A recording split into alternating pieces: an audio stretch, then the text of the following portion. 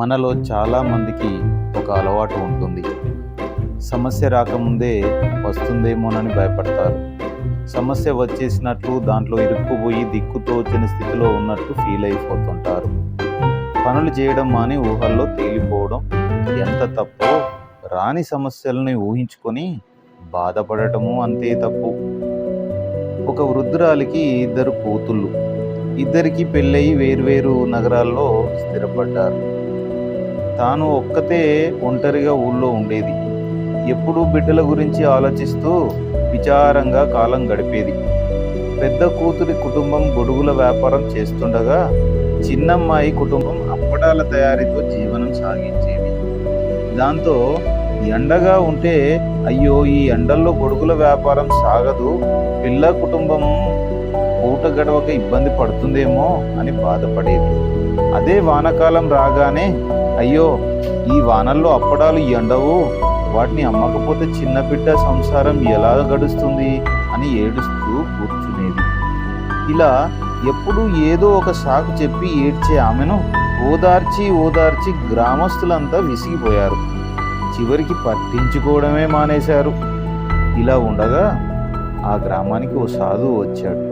ఊరి వాళ్ళంతా వెళ్తుంటే ఆ వృద్ధురాలు కూడా ఆయన దగ్గరికి వెళ్ళి తన బాధలు చెప్పుకుంది. సాధువు చిరునవ్వు నవ్వి, తల్లి నీ బాధను నేను పరిష్కరిస్తా అన్నాడు. ఆమె ఎంతో సంతోషంగా, చెప్పండి స్వామి, మీరేం చెబితే అదే చేస్తాను అంది. అప్పుడు ఆయన, నువ్వు వేసవిలో పెద్ద కూతురి గురించి అస్సలు ఆలోచించవద్దు. నీ చిన్న కూతురు అప్పడాలు ఆరబెడుతున్నట్లు, తయారైనవి అయినట్లు బాగా అమ్ముడుపోయి లాభాలు సంపాదిస్తున్నట్లు తలుచుకో. అలాగే వర్షాకాలంలో చిన్న కుమార్తె ఊసెత్తద్దు. పెద్దమ్మాయి గురించి మాత్రమే ఆలోచించు. వానలు బాగా పడుతున్నాయి, అందరూ గొడుగులు కొంటారు, మంచి లాభాలు వస్తాయి, నా బిడ్డలిద్దరూ సంతోషంగా ఉన్నారు అనుకొని నువ్వు సంతోషంగా ఉండు అని చెప్పాడు. సాధువు చెప్పిన సలహాను ఆ వృద్ధురాలు ఆచరణలో పెట్టింది. సంతోషాన్ని తిరిగి తెచ్చుకుంది.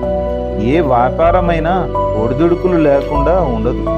పైగా ఊళ్ళో ఎక్కడో ఉండి ఆమె వారికి చేయగల సాయము చేయలేదు. అటువంటప్పుడు ఆ వృద్ధురాలు బాధపడి ప్రయోజనం ఏంటి?